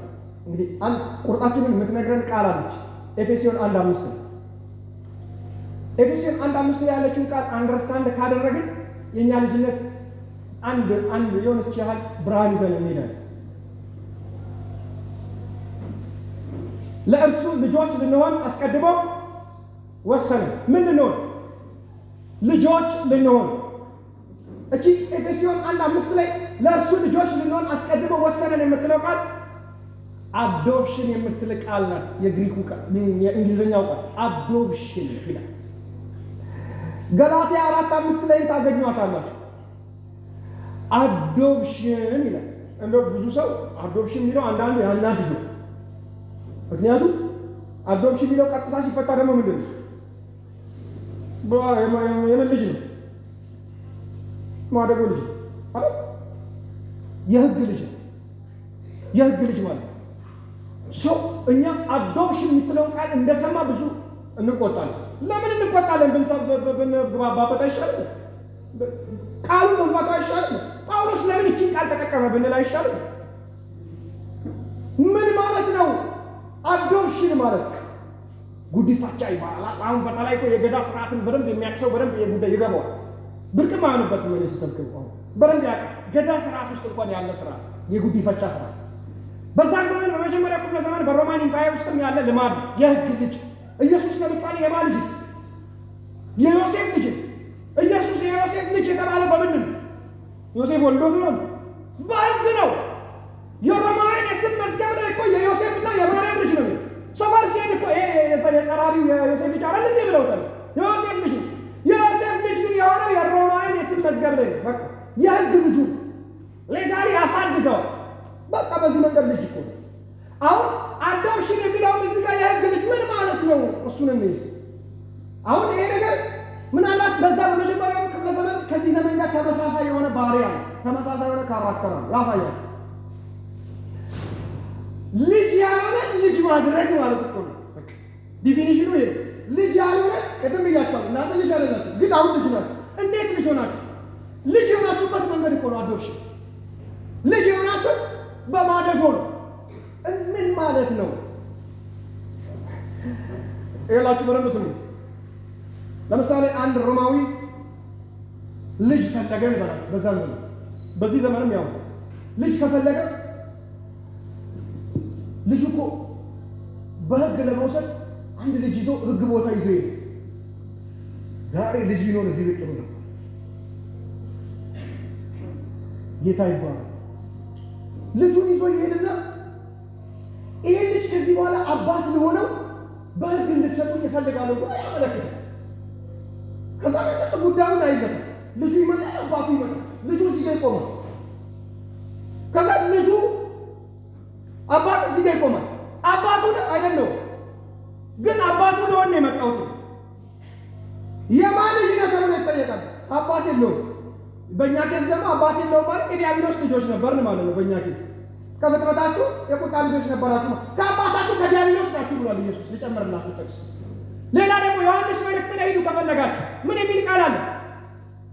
የእግዚአብሔር ልጆችና የዲያብሎስ ልጆች በዚህ ይለያሉ አለ ዮሐንስ። አንደኛ ዮሐንስ በምን ይለያሉ? ሶስት ላይ ኃጢአትን የሚያደርጉ የዲያብሎስ ልጆች ናቸው፣ ጽድቅን የሚያደርጉ የእግዚአብሔር ልጆች ናቸው። ስለዚህ እናንተ በፊት ምን ነበር ታደርጉ የነበረው? ኃጢአትን ነው። ሙት ነበራችሁ፣ ኃጢአተኛ ነበራችሁ። ኃጢአትን የምታደርጉ ከሆነ ደግሞ የዲያብሎስ ልጆች ናቸው። ስለዚህ መጣ አንድ አባት ሊሆን የመጣ አንድ አካል አለ። አባት ሊሆን የመጣው ሌጋል እዚህ ጋር ቆመው፣ እኛ እዚህ ጋር ቆመን፣ ከዛ ሊወስደን ፈልጓል። ግን የማን ልጆች ነው? የዲያብሎስ ልጆች ነው። ስለዚህ ይሄ ሮማዊ ምን ያደርጋል? በህግ ስለሚወስደው ይሄ ልጅ ማሟላት ያለበት መስፈርቶች አሉ። አንዱ ይሄ ልጅ ባለ ዕዳ ሊሆን ይችላል። ለምሳሌ ይሄ ልጅ ጎዳና ላይ በሚኖርበት ዘመን ኦር ደግሞ ወላጅ ሳይኖረው ዝም ብሎ በሚኖርበት ዘመን ዕዳ ውስጥ ገብቶ የመጀመሪያው የሚያደርግለት ነገር ዕዳውን በጠቅላላ መክፈል አለበት፣ የራሱ ለማድረግ። ይሄ ልጅ መውሰድ ቀላል አለ። እኛም ደግሞ የምንወሰደው እኮ ከዲያብሎስ መንጋጋ ውስጥ ነው። እኛን መውሰድ ቀላል አይደለም ከመንጋጋ ውስጥ። ምክንያቱም የኃጢአትን ጣር አጥፍቶ ነው የሚወስደን። የሞትን ጣር አጥፍቶ ነው የሚወስደን። የሞትን ጣር አጥፍቶ ለመውሰድ ከመንጋጋ ውስጥ ልጆቹ ሊያደርገን አንድ ማድረግ ያለበት ነገር አለ። ዕዳችንን መክፈል አለበት። እኛ ደግሞ ያለበት ዕዳ በጣም የሚገርም የገንዘብ ቢሆን ሲምፕል ነው። አሁን አንተ የነበረበት ዕዳ እኮ የገንዘብ ቢሆን አሁን ይሄ ሮማዊ ልጁ ምናልባት እኮ ስፖኪዮ ሰብሮ ሊሆን ይችላል። ይከፍላል። አንድ 3000 ብር ይከፍላል። የሆነ በጣም የብር ቢሆን አጎትም ይከፍልና የእኛ ደግሞ የባሰ ነው ሲመጣ። እኛ ስላስለቀቅ ሲመጣ ያለብን ዕዳ የኃጢአት ዕዳ ያለብን የኃጢአት ዕዳ ደግሞ አረ አውቀው ነው ውሸት ነው ብለህ እንዳትከራከር ህጉ ነው ቁጭ ብሎ የጻፈው። ህጉ የጻፈውን ደግሞ እግዚአብሔር ሮሜ 7:7 እንደዚህ ይላል፣ ህግ ኃጢአት ነው አይደለም። ህግ ከአንተ በላይ እግዚአብሔር ፊት ይታመናል። ስለዚህ ታማኝ መዝገብ ላይ ያንተ ኃጢአት ቁጭ ያለ ድምቅ ነው። ዕዳ ለመክፈል ሲመጣ ባለ ዕዳ ነው። ዋው የኔ ጌታ! አረ ስማኝ ቀደም በእናትህ አንድ ነገር ሲመጣ ዕዳ ውስጥ ነው ሊወስድን ፈልጎ እኮ። ስለዚህ አንድ ነገር ማድረግ አለበት ብራዘር። ሲምፕል ኤግዛምፕል ላሳይ። ይሄ ሮማዊ ሰውዬ ሊወስድ የመጣው ልጁ ያለበት ዕዳ ለምሳሌ ያክል በካምፓስ ኮንቴክስት 100 ብር ዕዳ ነበረበት ማለት ነው። እቺ 100 ብር ዕዳ በጣም መክፈል አቅቶት ዕዳ ውስጥ የነበረ ልጅ አንድ ልጅ አለ በዶርም ውስጥ ኢማጂን አድርጉ። በጣም በቃ ዶርም ውስጥ 100 ብር መክፈል አቅቶት የተጨነቀ አንድ ልጅ አለ። እኔ ነኝ እንዳትሉ ብቻ አንድ ልጅ አለ። በጣም ተጨንቋል። ያለበት ዕዳ 100 ብር። ከዛ አንድ ቀን አጎትየው እዚህ ለስራ ጉዳይ አዳራ መጣበት። መጣ እዚህ አስቱ ጠራው። ሲጠራው አጎትየው ጋር እየመጣ ያለ ያ ባለ ዕዳው ጓደኛው መሀል ላይ ድንገት በቃ 100 ብር ያሰጠኝ አዋረደው። አጎቱ ፊት አዋረደው። አጎቱ ተከታተለ ጉዳዩ ፕሮግራሙ አየ። ስንት ብር ተበድረው ነው አለ። 100 ብር። በጌታ ኢየሱስ እንዴት ተዋረድከው? ለ100 ብር ነው። አጎቱ ዋከይ አታም ነገር ነው። ቼክ አወጣና ና ነው ይሄን ተማሪ ለ100 ብር ጋር እግዚአብሔር ይገጽጸኝ እያለ 1 ሚሊዮን ብር ጻፈለት። እኔ ብር ላይ አልሰሰትም። ለምሳሌ ተቀበተ ላይ ለምሳሌ ጻፈ ላይ አልሰሰትም። 1 ሚሊዮን ብር ጻፈለትና ሰጠው። እመነኝ ልጁ ክላስ አይገባም። ወደ ቤተሰቦቹ ምን ነው 100 ብር ላልነበረ አይደል? ቆላስይስ ምዕራፍ 2 ቁጥር 14 ምን ይላል? በእኛ ላይ የነበረውን የዕዳ ጽሕፈት ይላል። እኛ ላይ ዕዳ ነበረ። ዕዳ ብቻ እንዳይመስልህ፣ ዕዳው ሌጋል መሆኑ ስታይ ጽሕፈት አለ ነው። ህጉን እኮ በእኛ ላይ የነበረውን የዕዳ ጽሕፈት ይላል። ይህ ልጅ ዕዳ ነበረበት፣ የዕዳ ጽሕፈት ነበረበት። አጎትየው ግን ዕዳውን እንዴት ነው የከፈለው? እኔ እኮ የአጎቱ አከፋፈል ነው የሚገርም። 100 ብር ቢከፍል ምን ችግር አለው? 100 ብር ነው 100 ከተከፈለ ተንጣጣ። ለምን 100 አይከፍልም? ለምን መሰለ? አጎቱ አሁን አንድ ማሳየት የፈለገው ነገር አለ። ዕዳውን ሲከፍል የራሱን ባለጠግነት የባለ ዕዳውን ውርደት ሳይሆን የራሱን ባለጠግነት መጀመሪያ ማሳየት ይፈልጋል። ለዛ በጣም ባለጠጋ ስለሆነ ሚሊዮን ነው የሚጽፈው። እግዚአብሔርም እንደዚህ ያደረገ። እኛ የኃጢአት ባለዕዳዎች ነበር። በኃጢአት ዕዳ ምክንያት ኩነኔ ውስጥ የነበርን ነበር። ሲከፍል እንዴት ከፈለ አትልም? ሲከፍል ጸጋውን አትረፍርፎ ከፈለልን። አረ ክብር ይሁንለት። ራዘት ጸጋውን እንዴት አትረፍርፎ እንደከፈለ ታውቃለህ? ከዚህ በኋላ ቆይ እውነት ማን ይሙት ይሄ 100 ብር ባለ ዕዳ የነበረው ልጅ ግቢ ውስጥ ተሳቆ ይመላለስ የነበረው ልጅ ለ100 ብር 1 ሚሊዮን አጎቱ ከከፈለለት በኋላ እንዴት ነው ግቢ ውስጥ የሚመላለስ? ራዘት ኮብልስቶን ላይ ራሱ አይልም። ቀና ብሎ ነው የሚሄደው። ጓደኞቹን ሁሉ ሰላም ይላል። ጓደኞቹ ሁሉ ሪስፔክት ያደርጉታል፣ ያከብሩታል። ለምን? አረ የዚህ ልጅ አጎት ሰምተሃል? ለእንትና ለ100 ብር ሚሊዮን አረ ዝበላ ሁሉም ግቢ ውስጥ ሪስፔክት ያደርጉታል። 100 ብር አናባሪ ቢከፍል ከኩነኔ አይወጣም። እንደ ድሮታ በቃ እዳ የለበትም። ስቅቅ ያለ ሰውዬ ነው የሚሆነው። ግን አትረፍርፎ ሲከፍል ቀና አደረገ። ይኸውልህ አሁን እግዚአብሔር ጸጋውን አትረፍርፎ ሲከፍል አንድ ነገር ነው የሆነው። ከእንግዲህ በክርስቶስ ላሉት ምን የለም? ኩነኔ የለባቸው። ከኩነኔ የሚያወጣ አከፋፈል ነው የከፈለልን። በክርስቶስ ኢየሱስ ያለው የሕይወት መንፈስን ከኃጢአትና ከሞት አርነት አውጥቶናል። ስሙ ለዘላለም ይቀደስ። ስለዚህ ቀና እንድትል አድርጎ ከፈለ። አሁን እንደዚህ እኮ ነው። ልጅ አድርጎ ሊወስደን ሲመጣ ዕዳ ውስጥ ነው። እኛ የነበረብንን የኃጢአት ዕዳ ከፈለልን። እንዴት ከፈለ አትልም? ጸጋ አትረፍርፎ ከፈለ። ምን ሊያደርግ? አንቺን ልጅ ሊያደርግ፣ አንቺን ሊወስድ፣ ከዲያብሎስ መንጋጋ ሊያወጣ ዕዳሽን መጀመሪያ ከፈለ። ሁለተኛ ደግሞ የሚከሰት አንድ ነገር አለ። ይህ ዲያብሎስ አባት አልነበረውም። አንድ ልጅ አዶፕት ሊደረግ ሲወስድ ከዛ ፊት አባት አልነበረው። ስለዚህ አሁን የመጣው ምን ሊሆን ነው? የመጣው አካል አባት ሊሆን ነው። ልክ ዕዳውን እንደከፈለ እጁን ይዞ ሳብ ሲያደርገው አንድ ነገር ይሆናል።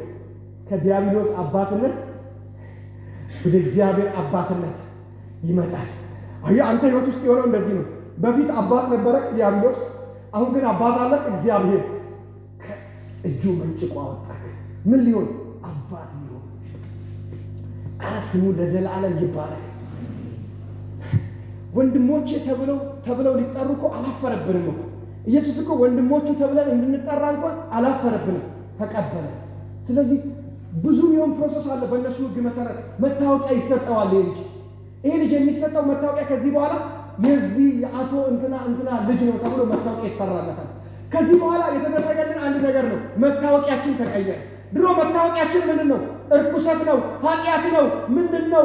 ሞት ነው። ያ ሁሉ ግሳንግስ ነበር መታወቂያችን። አሁን ግን መታወቂያችን ጽድቁ ነው፣ ቅድስናው ነው፣ ልጅነቱ ነው፣ ሕይወቱ ነው፣ ቤዛነቱ ነው። ለዘላለም ክብር ይገባዋል። አባት አደረገ። አባት ሆነልን፣ ወሰደን። ከማን? ከዲያብሎስ እጅ መታወቂያችንን ሳይቀር ቀየረ። አቤት ብራዘር፣ አሁን አንድ መርሳት የሌለበት ዋና ነገር ላወራው ስማ። ልክ ይህን ልጅ በሕግ ይህ ሰውዬ አንድ ሮማዊ ልጁ አርጎ ቤቱ ሲያስገባው አንድ ነገር ይሆን ምን አትለን? እቤቱ ልጆች ይኖራሉ። ከዚህ በፊት አንድ 3 ልጅ ከነበረው 4ኛ ልጅ ነው ያመጣው። አሁን በህግ ያመጣው ልጅ አንድ አባት አሁን የኢትዮጵያ ካልቸር ውስጥ ነው ትንሽ ክፍተት ያለው እኛ ካልቸር ውስጥ ልጁ ነው ግን እንላለን። ግን አይባልም። በቃ ልጁ ነው ግን የእንትን በቃ ልጁ ነው። 3 ልጅ ቤት ውስጥ ከነበሩ 4ኛ ሆኖ ሲመጣ አንድ ሴት ልጅ አለች ቤት ልበል ለምሳሌ ገና ይሄ ልጅ እንደመጣ እንዲህ አያትም። ከዚህ በኋላ እህቱ ነው አይመኛትም። ከዚህ በኋላ አንድ ናቸው፣ ደማቸው አንድ ነው፣ ልዩነት የለም። ግድግዳውን ሰብሮ ነው ልጅ ያደረጋት። ከዚህ ላይ ይሄን እኮ ስለ አሕዛብ ነው ያወራው ያለ ስለ እናንተ ነው። እስራኤል እንኳን የበኩር ልጅ ተብሎ እኮ ተጠርቶ ሰፈር አለ ቀረብ ብሏል። እናንተ ልጅነት ስያሜ ልጅነት ለነሱ ነው ይላል ሮሜ ምዕራፍ 9 የበኩር ልጅ ቀደም አሳይቻችኋለሁ። ልጅነት ለነሱ ነው ይላል። እነሱ ትንሽ ቀረብ ብለዋል። እናንተ የቁጣ ልጅ ሆናችሁ ራቅ ያላችሁ ናችሁ። ሲያመጣቸው የልዩነት ቅኑን ግድግዳውን አፍርሶ አንድ አዲስ ሰው ነው የመሰረተው። ያ ሰው ልጅ ይባላል። ኢየሱስ ያድናል። በቃ ዛሴ ስለዚህ እኛ ልጅ የሆንበት መንገድ ይሄ ነው። ስለዚህ እኛ ልጅ ካለመሆን ነው ልጅ ሆኑ፣ ከዲያብሎስ ልጅነት ነው ልጅ ሆኑ። ክርስቶስ ግን ከዘላለም የእግዚአብሔር ልጅ ነው። አረ ጮክ ብላችሁ አሜን በሉ። ክርስቶስ ከዘላለም የእግዚአብሔር ልጅ ነው። ከኛ ልጅነት ጋር ኮምፕሊትሊ አይገናኝም። እሱ ከዘላለም የእግዚአብሔር ልጅ፣ አንተ ክርስቶስ የያው የእግዚአብሔር ልጅ ነህ ብለው መሰከሩ። ክርስቶስ የእግዚአብሔር ልጅ ክብር ይገባዋል። አንድ የመጨረሻ ምሳሌ ላንሳላችሁ። በተለይ በእኛ ልጅነት ዙሪያ ከእኛ ልጅነት ጋር ተያይዞ አንድ ማነሳላችሁ ነገር አብ ቅድም እንዳልኳችሁ አንድያ ልጅ አለው ይላል መጽሐፍ። አንድያ ልጅ የሚሉ ቃላትን ስታገኙ ዋን ኤንድ ዘ ኦንሊ ዋን ቢጎትን ሰን ምናምን የሚሉ ቃላቶች አሉ። ተከታይ የሌለው ብቸኛ ልጅ። ይሄ የዘላለም አምላክ መሆኑን የሚያሳይ ልጅነት ነው። ስማኝ፣ ኢየሱስ በምድር ላይ ሲመላለስ ያ ልጅ ሆኖ ኢየሱስ አንድ ትምህርት አስተማረ። ዮሐንስ ወንጌል ምዕራፍ 12 ቁጥር 24 እናንተ ዶርማጡ ኢየሱስ ሲናገር እንደዚህ ነው። አንዲት የስንዴ ቅንጣት ካልተዘራች ምን ትሆናለች?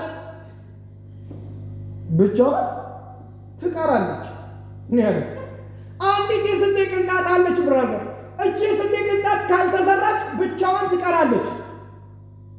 ነገር ግን አለ ኢየሱስ፣ እባካችሁ እቺን ስሙ ልጨርስ። ነገር ግን እቺ አንድ የስንዴ ቅንጣት ብትዘራ ምን ትሆናለች አለ? ትወርዳለች፣ ትበዘብዛለች፣ ትሞታለች። ስትነሳ አለ 30፣ 60፣ 100 ታፈራለች። በጣም አለ ኢየሱስ ምን እያወራ ነው አለ? አንድ የስንዴ ቅንጣት ማን ነው? ገበሬውስ ማን ነው? ተዘርቶ የታጨደውስ ማን ነው? በቃ ልንገራችሁ፣ ገበሬው አባት ነው። ገበሬው እሱ ነው። በተደጋጋሚ ያሉት ወንጌል ገበሬው አባት አንድ ነገር አደረገ። አንድ ልጅ አለው፣ አንድያ ልጅ ይባላል። አንድያ ልጅ አለው። አንድያ ልጁን ላከ። አንድያ ልጁን ከላከ በኋላ አንድ ነገር ሊሆን እኮ ይሄ አንድያ ልጁን ከጉያው አወጣና ዘራው። ሲዘራው ሞተ። ከሙታንም በ3ኛ ቀን ተነሳ። አንዱ የስንዴ ቅንጣት ባይዘራው ምንም አይሆንም ብሏል ኢየሱስ።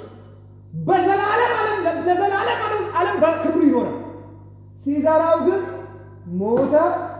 ከሙታንም በ3ኛው ቀን ሲነሳ እቺ የስንዴ ቅንጣት ስንት ታፈራለች? 30፣ 60፣ 100። እግዚአብሔር አንድ ልጁ ዘርቶ ይሄንን ሁሉ ልጆች አጨደ። አራ አክብሩት።